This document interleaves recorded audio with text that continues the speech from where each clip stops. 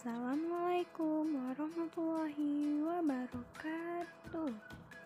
Hai anak-anak, apa kabarnya hari ini? Sehat? Alhamdulillah sehat semua ya. Nah anak-anak ibu, apakah sudah siap belajarnya hari ini?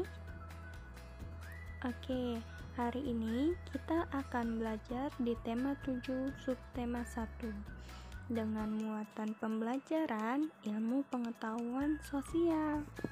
Kompetensi dasar 3.4 mengidentifikasi faktor penting penjajahan bangsa Indonesia dan upaya mempertahankan kedaulatannya. Nah, anak-anak, tujuan pembelajaran hari ini yang pertama, siswa dapat memahami faktor penting penyebab penjajahan. Selanjutnya, siswa dapat memahami perlawanan bangsa Indonesia terhadap penjajahan. Dan yang terakhir, siswa dapat memahami perkembangan pergerakan nasional. Anak-anak, yang pertama yaitu tentang peristiwa kedatangan bangsa Barat di Indonesia, yaitu bermula pada abad ke-15. Bangsa Barat datang ke Indonesia karena Indonesia itu kaya akan kekayaan alamnya, terutama rempah-rempah. Nah, anak-anak, yang pertama ada bangsa Portugis pada tahun 1511, yang kedua ada bangsa Spanyol pada tahun 1521, yang ketiga ada bangsa Belanda pada tahun 1596, dan yang terakhir ada bangsa Inggris pada tahun 1811. Nah, anak-anak, selanjutnya kita akan belajar faktor pendorong penjelajahan samudra. Salah satunya bangsa Barat datang ke Indonesia karena bangsa Barat mencari kekayaan atau gold. Yang paling utama mereka cari terutama rempah-rempahnya. Kemudian, faktor kedua adalah menyebarkan agama atau gospel. Menyebarkan agama atau gospel kepada penduduk daerah yang dikuasai. Faktor ketiga, mereka mencapai kejayaan atau glory. Nah, di Eropa salah satu negara bisa dikatakan glory apabila mereka itu memiliki tanah jajahan yang banyak. Nah, anak-anak, selanjutnya yaitu selain ketiga faktor tersebut, ada juga perkembangan ilmu pengetahuan dan teknologi. Datangnya bangsa Barat ke Indonesia itu saking pesatnya perkembangan ilmu pengetahuan dan teknologi diantaranya. Yang pertama, dikembangkan teknik pembuatan kapal yang dapat digunakan untuk mengarungi samudera luas. Yang kedua, ditemukannya mesin untuk persenjataan. Nah, anak-anak, selanjutnya masa penjajahan bangsa Indonesia. Yang pertama, Portugis datang ke Maluku pada tahun 1512. Portugis datang untuk berdagang pala dan cengkih, sehingga disambut baik oleh kerajaan Ternate. Kedua, pada tahun 1521, bangsa Spanyol datang ke Maluku. Kedatangan bangsa Spanyol ke Indonesia bertujuan untuk melakukan perdagangan rempah-rempah. Yang ketiga, Belanda pertama datang pada tahun 27 Juni 1596 di Banten, dipimpin oleh Cornelius de Houtman. Belanda ingin menguasai Banten sebagai pusat perdagangan rempah-rempah. Nah, pada tanggal 20 Maret 1602, Belanda mendirikan VOC atau Serikat Perusahaan Dagang Hindia Timur di Indonesia.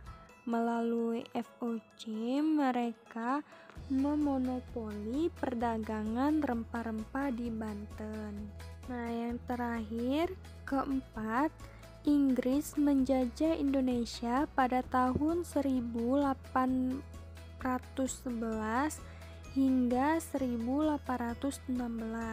Saat Indonesia dikuasai Belanda, mereka berhasil menguasai Pulau Jawa dan Belanda melalui Perjanjian Tuntang. Pemerintahan Inggris dipimpin oleh Thomas Stafford Raffles. Nah, anak-anak, selanjutnya yaitu tentang peristiwa perlawanan terhadap Belanda. Yang pertama ada Sultan Hasanuddin berasal dari Makassar. Yang kedua ada Singamangaraja dari Sumatera Utara. Yang ketiga ada Patimura yang berasal dari Maluku. Yang keempat ada Pangeran Diponegoro yang berasal dari Yogyakarta. Yang kelima ada Pangeran Antasari yang berasal dari Banjarmasin, Kalimantan Selatan. Yang keenam ada Sultan Ageng Tirtayasa yang berasal dari Banten. Dan yang terakhir yaitu Silas Papare yang berasal dari Papua. Nah, anak-anak, ini hanya beberapa tokoh yang memimpin perlawanan terhadap Belanda. Anak-anak, selanjutnya yaitu tentang pergerakan nasional Indonesia. Yang pertama, masa awal pergerakan nasional pada tahun 1900-an. Banyak organisasi lahir pergerakan seperti Budi Utomo, Sarekat Islam, Muhammadiyah, dan yang lainnya. Budi Utomo merupakan organisasi modern yang pertama kali muncul di Indonesia, didirikan pada tanggal 20 Mei 1908. Yang kedua, masa awal radikal pada tahun 1920 sampai 1927-an. Perjuangan bangsa Indonesia melawan penjajah pada abad ke-20 disebut masa radikal karena pergerakan-pergerakan nasional pada masa ini bersifat radikal terhadap pemerintah Hindia Belanda.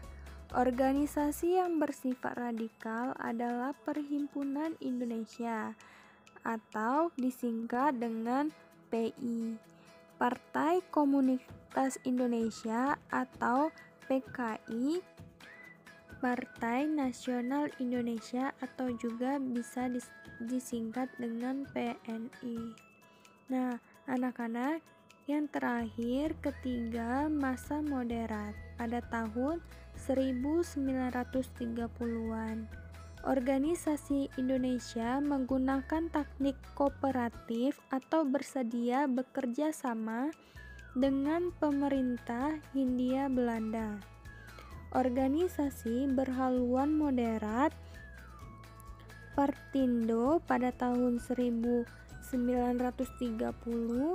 PNI Baru, Partai Indonesia Raya atau Parindra, Gerakan Rakyat Indonesia atau Gerindo, dan Gabungan Politik Indonesia atau GAPI.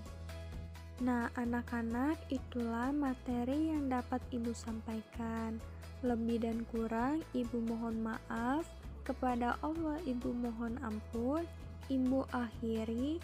Wassalamualaikum warahmatullahi wabarakatuh.